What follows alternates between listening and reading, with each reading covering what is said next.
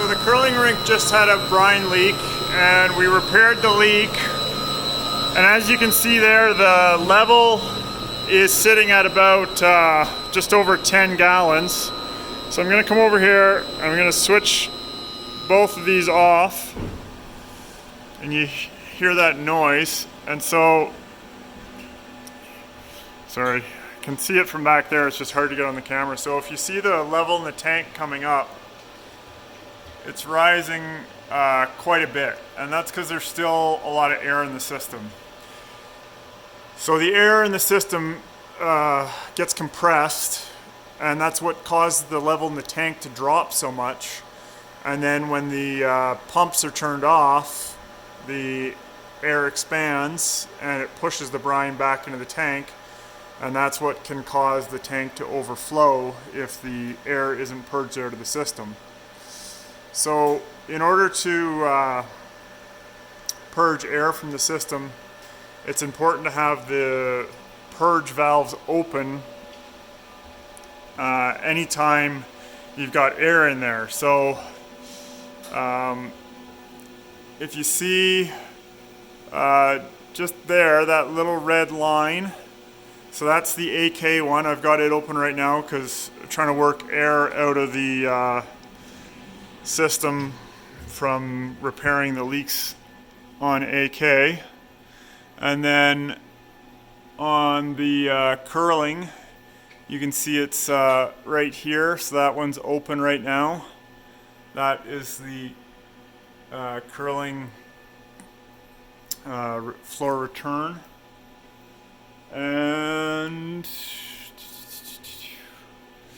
TC, you can't see it very well from this angle, but the TC one is up there, and it's also open because I figure it helps to have it open at the same time as AK open. And so having those open is important whenever you're trying to get air worked out of the system, because those are the high points on the brine lines, and that'll basically circulate brine through these pipes that go into the brine tanks and help work air out of the system. So you can see now the brine tank level has stabilized, so that means that this is probably the level it's going to go to whenever we have the pump shut off. It means it would be safe for me to add a little bit more, which I will do because it's sitting so low and so close to the inlet when it's running. In this case, in order to add more brine, I'm actually going to just open the valve between the two tanks, because TC's actually got more brine in it, or AK, sorry, has more brine in it than I would like to have, so it's hard to see with the camera, but it's sitting at about 95 gallons, whereas this one off is sitting at like 60.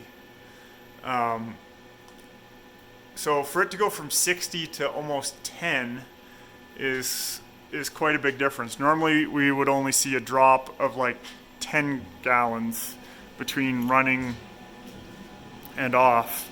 So for it to go from 10 to 60 is quite a big difference.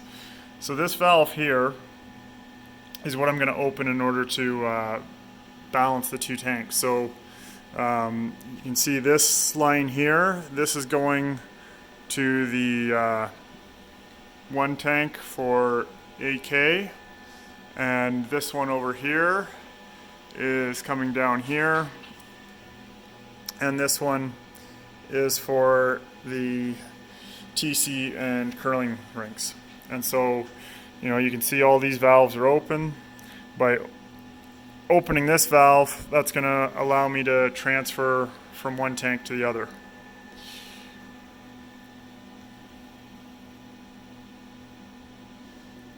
And since this can be a little sticky sometimes, so see this here locks the valve open. So you want to get that to be disengaged first, which I've done. And then you can use this piece of copper pipe in order to help get the valve to open. So you can see I've put it over both sides, and that'll give you the needed leverage to crack it open. You don't need to open it fully, but you can open it most of the way. And then you'll be able to walk over and you should see the brine tanks level equalizing.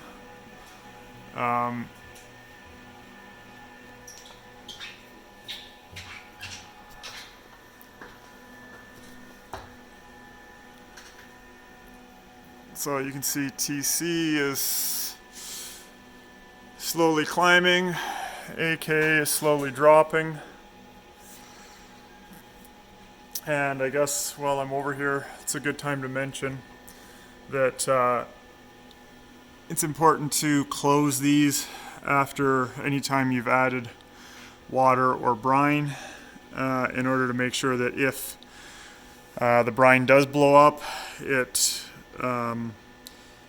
doesn't spray up and hit the ceiling. It just kind of bubbles over the top. These are not airtight. You'll see this this here is to release air, so even if this is screwed tight all the way, it'll still allow air and brine to get out if it's overflowed, because these are not meant to be pressure vessels.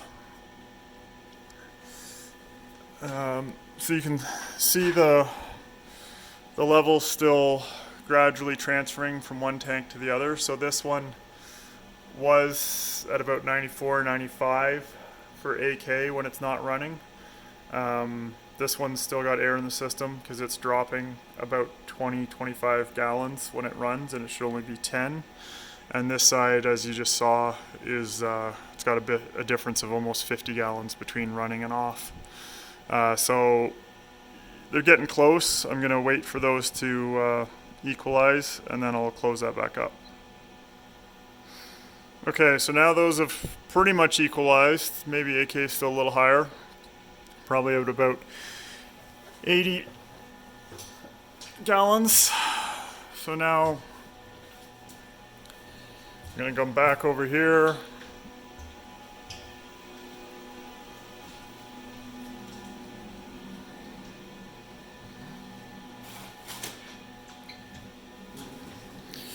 I'm going to close this valve off. So, like I said before, those notches, you can see where that last notch is there. You want to make sure that it's all the way over, because if it's not fully closed, some will be able to still get through. And so in order to get it fully closed, I'm going to make sure that it's between the last two notches. And then I'm going to move my pipe off so that the latch is opened. And then I'm going to carefully push it the remainder of the way until I feel it engage and lock into that last notch. And now that that is closed, I'm going to come back over here and I'm going to switch these pumps back to auto, and I'm going to watch the level drop.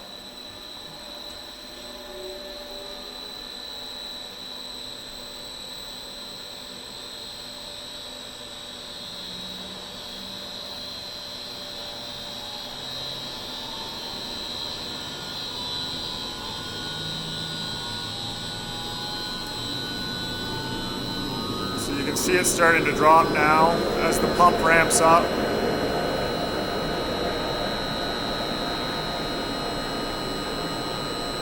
You can almost hear a little bit of air, it sounds like, in the starting of the pumps.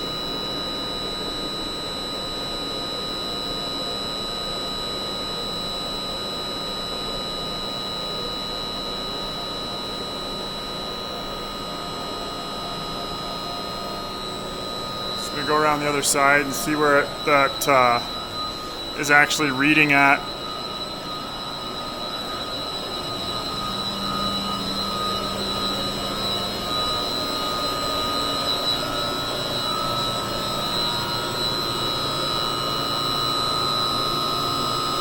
Sitting just above 35, and that probably makes sense based on what was added.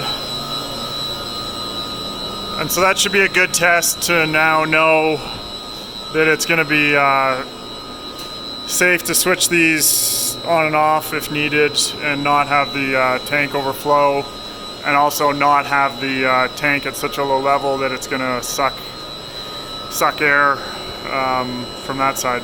Hope that helps. As always, let me know if you have questions.